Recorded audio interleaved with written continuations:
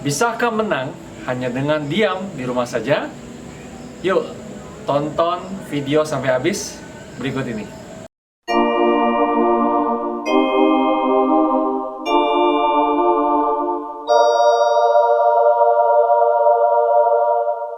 Jumpa lagi di channel Favorable Sun. Pada video kali ini, saya akan cerita satu topik mengenai bisakah kita menang hanya dengan diam di rumah saja. Nah, kita lihat beberapa cerita, ada dua kisah di Alkitab yang menceritakan hal ini dengan sangat jelas. Yang pertama kita ambil di kisah 1 Raja-Raja pasal 22 ya, ayat 17. Oke, saya bacakan ayat ini. Ya, Anda bisa baca sama-sama ya, Anda bisa buka Alkitab Anda ya. Kisah 1 Raja-Raja 22 ayat 17. Kita baca sama-sama. 1 2 3. Lalu jawabnya, telah kulihat seluruh Israel bercerai-berai di gunung-gunung seperti domba-domba yang tidak mempunyai gembala. Sebab itu Tuhan berfirman, apa kata Tuhan? Mereka ini tidak punya tuan. Baiklah masing-masing pulang ke rumahnya dengan selamat.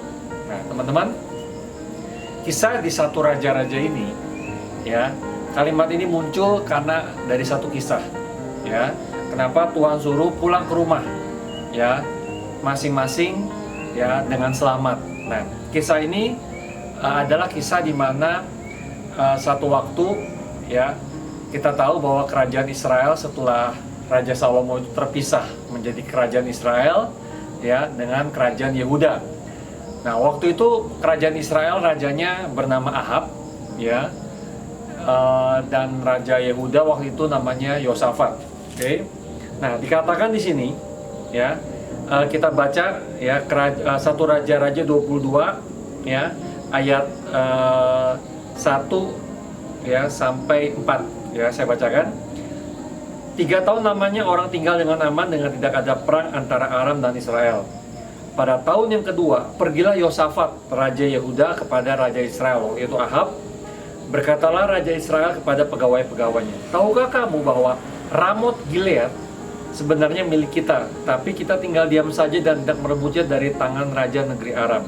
Lalu, ayat yang keempat, lalu katanya kepada Yosafat, maukah engkau pergi bersama-sama aku untuk memerangi Ramot Gilead? Jawab Yosafat kepada Raja Israel, kita sama-sama, ya, aku dan engkau, rakyatku dan rakyatmu, kudaku dan kudamu. Nah, kita teruskan ayat yang kelima. Tetapi Yosafat berkata kepada Raja Israel, baiklah tanyakan dahulu firman Tuhan. Nah, lalu ayat yang ke-6, lalu Raja Israel mengumpulkan para nabi-nabi, kira-kira 400 orang. Bertanyalah ia kepada mereka, apakah aku boleh pergi berperang melawan Ramot Gilead, atau aku membatalkannya? Jawab 400 orang itu, majulah, Tuhan akan menyerahkannya ke dalam tanganmu, hai Raja. Ayat 7, Yosafat bertanya lagi. Nah, dia belum percaya nih si Yosafat. Tidak adakah lagi di sini seorang nabi Tuhan supaya dengan perantaranya kita dapat meminta petunjuk? Nah, dari ayat ini, ya teman-teman sekalian, ternyata Yosafat nggak percaya banget, ya, belum percaya sepenuhnya dengan omongan dari 400 nabinya Raja Ahab. Makanya si Yosafat tanya lagi, masih ada lagi nggak? Ya, dia masih belum convince, belum percaya. Nah, untuk itu Ahab bilang bahwa masih ada, ya, satu nabi. Nah, kita baca ya ayat yang ke-8. Jawab Raja Israel kepada Yosafat, masih ada lagi seorang lagi yang dengan perantaranya dapat diminta petunjuk Tuhan. Tetapi, nah, aku membenci dia karena tidak pernah ia menubuatkan hal yang baik tentang aku, melainkan malah petaka. Orang itu namanya Mika bin Yimlah. Nah, jadi teman-teman, ada satu nabi namanya Mika bin Yimlah. Ternyata Raja Ahab ini nggak suka. Akhirnya pesuruh Raja Ahab, singkat cerita, datang ke Nabi Mika. Tapi sebelum Nabi Mika ketemu Ahab, pesuruhnya ngomong gini, bahwa sebelum lu ini udah 400 orang udah ngomong bahwa mereka mau mau perang sama, mau merebut Ramot Gilead, dan 400 orang itu udah setuju. Kalau bisa lo jangan ngomong yang enggak ya. Nah, kurang lebih gitu ceritanya. Sekarang mari kita lihat apa jawaban Nabi Mika. ya Nabi Mika bin Nimla ya pada Raja Ahab. Apakah jawabannya menyenangkan Raja Ahab? Apa jawabannya memang dari Tuhan? Kita lihat 1 Raja-Raja ya 22 ayat 17. Lalu jawabnya, telah kulihat seluruh Israel bercerai-cerai di gunung seperti domba-domba yang tidak punya gembala. Sebab itu Tuhan berfirman, mereka ini ya bangsa Israel ini tidak punya tuan. Baiklah masing-masing pulang ke rumahnya dengan selamat. Nah teman-teman, dikatakan bahwa Nabi Mika berpendapat berbeda dengan 400 nabi yang lain. Nabi Mika ngomong, ya kalau kalian berperang, nggak akan ada yang selamat, bangsa Israel ini akan tercerai-berai, nggak akan ada punya tuannya. Karena itu lebih baik pulang ke rumah dengan selamat. Ya, nah terus ada satu nubuatan dari Tuhan tentang hal ini. Kita baca di kisah selanjutnya, di pasal selanjutnya, 1 Raja-Raja 22 ayat 21. Ya. Kemudian tampillah suatu roh, ya lalu berdiri di hadapan Tuhan. Ia berkata, aku ini akan memujuknya. Tuhan bertanya kepadanya, dengan apa? Jawabnya, aku akan keluar dan menjadi roh dusta dalam mulut semua nabinya. Ia berfirman, biarlah engkau memujuknya dan engkau akan berhasil pula. Keluarlah dan perbuatlah demikian. Ayat 23, karena itu sesungguhnya Tuhan telah menaruh roh dusta ke dalam mulut semua nabimu ini. Sebab Tuhan telah menetapkan untuk menimpakan malapetaka kepadamu. Nah, jadi teman-teman sekalian, kita lihat bahwa di dalam mulut nabi-nabi ini ada roh dusta. Ya, yang membuat berita yang tidak benar, yang membuat pesan yang tidak benar. Dalam zaman sekarang mungkin kita bisa sebut hoax. Ya, banyak hoax berkeliaran di masa sekarang, di masa yang sedang sulit, di mana banyak orang malah tambah ketakutan, banyak berita-berita yang tidak benar. Ya, hoax merajalela. Ya, that's why teman-teman, di dalam masa yang sukar ini, ya pemerintah di seluruh negara memerintahkan untuk kita diam di rumah. Sebagaimana Tuhan memerintahkan bangsa Israel untuk pulang ke rumahmu dengan selamat, supaya engkau tidak tercerai-berai, katanya. Nah, ada satu kisah di dalam kitab Perjanjian Lama yang sangat luar biasa, bagaimana kemenangan terjadi saat diam di rumah. Ya, nah kita buka ya Keluaran 11 ya. Keluaran 11, masih ingat cerita teman-teman? Saya baca sama-sama Keluaran 11 ayat yang keempat. Berkatalah Musa, beginilah firman Tuhan, pada waktu tengah malam aku akan berjalan dari tengah-tengah Mesir. Ayat yang kelima, maka tiap-tiap anak sulung di tanah Mesir akan mati, dari anak sulung Firaun yang duduk di tahtanya sampai kepada anak sulung budak perempuan yang menghadapi batu kilangan, juga segala anak sulung hewan. Dan ayat 6, seruan hebat akan terjadi di seluruh tanah Mesir seperti yang belum pernah terjadi. Nah, teman-teman, di sini dikatakan bahwa akan terjadi tulah malapetaka yang sangat luar biasa, di mana anak sulung akan mati.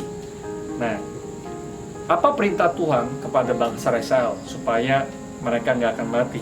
Kita baca di Keluaran 12 ya, ayat yang ke-5. Dikatakan, anak dombamu itu harus jantan, tidak bercela, berumur setahun. Kamu boleh ambil domba atau kambing.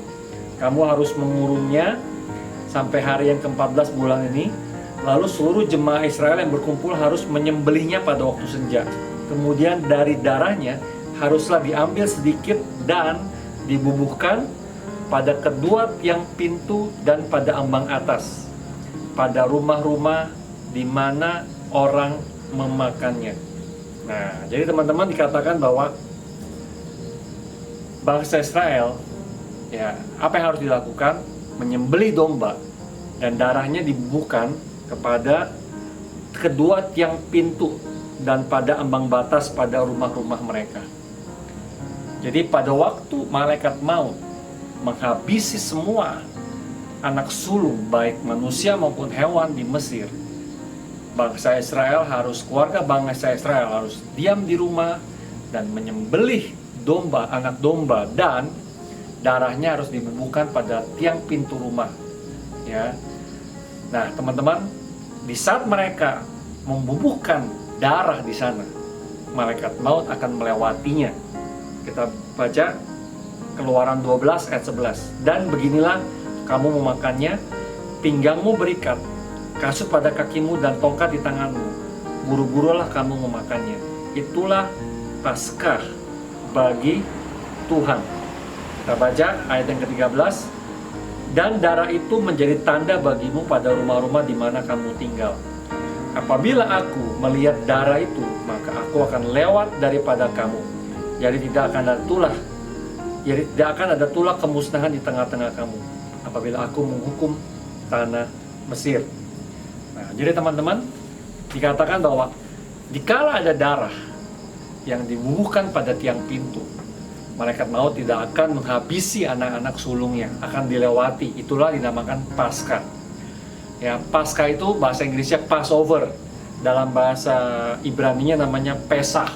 Ya, artinya ada dua unsur. Pertama unsur di skip atau dilewati, terlewati. Yang kedua ada unsur sacrifice, pengorbanan di sana. Ya, jadi kita bisa lihat teman-teman bahwa darah yang tercurah di rumah itu akan dilewati oleh maut. Ya. Nah, teman-teman, apa yang kita alami di hari-hari ini, teman-teman, dikala kita semua takut terhadap virus, takut kepada kematian tentunya. Ya. Mari kita renungkan cerita tersebut, teman-teman, bahwa darah anak domba yang tercurah itu akan menyelamatkan kita, teman-teman. Saya bacakan satu kisah terakhir di Wahyu 5, ya, tentang darah anak domba, tentang anak domba yang disembelih. Ya, Wahyu 5 ayat 9. Saya bacakan. Dan mereka menyanyikan satu nyanyian baru, katanya. Engkau layak menerima gulungan kitab itu dan membuka materai-materainya, karena engkau telah disembelih. Dan dengan darahmu engkau telah membeli mereka bagi Allah dari tiap-tiap suku, bahasa, kaum, dan bangsa.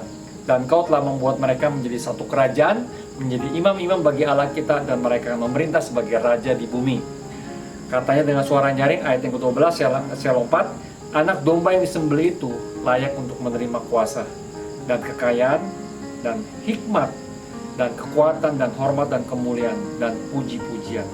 Bagi dialah, ayat 13, bagi dia yang duduk di atas tahta, dan bagi anak domba adalah puji-pujian, dan hormat, dan kemuliaan, dan kuasa sampai selama-lamanya. Teman-teman sekalian, jelas sekali ya bahwa anak domba yang disembelih itulah Yesus Kristus yang menebus kita. Ya, Ia telah menebus kita dari maut. Ia akan menjadikan kita menjadi raja dan menjadi imam, teman-teman. Ya. Nah, jadi teman-teman sekalian, bagaimana, apakah Kristus hari ini telah menjadi raja? Apakah Anda telah menerima Kristus sebagai Tuhan dan Juru Selamat? Apakah darah Kristus ya sudah menebus Anda? Apakah Anda sudah ditebus oleh darahnya? Ya, jangan takut, teman-teman. Ya, Kristuslah yang menjadi penguasa atas rumah tangga kita. Ya, saya undang bagi Anda yang belum pernah menerima Yesus untuk berdoa, menerima Yesus bersama dengan saya. Ikuti saya berdoa. Tuhan Yesus, hari ini saya menerima Engkau sebagai Tuhan dan Juru Selamat pribadi. Masuklah ke dalam hati dan hidup saya untuk menjadi Tuhan dan Juru Selamat saya. Dalam nama Yesus. Amin. Teman-teman sekalian, ya, jadikanlah Yesus menjadi Tuhan dan Juru Selamat, dan rumahmu akan selamat. Rumahmu akan dilindungi oleh kuasa Yesus Kristus. Ya, segala sesuatu sudah diletakkan di bawah kaki Yesus. Darah yang tercurah ya di depan pintu rumah bangsa Israel itu dilewati malaikat maut. Hari ini saat Anda telah menerima Yesus, ya, keluarga Anda dilindungi dengan kuasa darah Yesus. Ya, mereka akan berkuasa atas hidup Anda. Oke, teman-teman sekalian, jangan lupa subscribe, ya, like channel ini, dan share, dan bunyikan tanda loncengnya kalau Anda mau dapat notifikasi lebih lanjut dari video-video ini. Sampai jumpa di video berikutnya. Bye.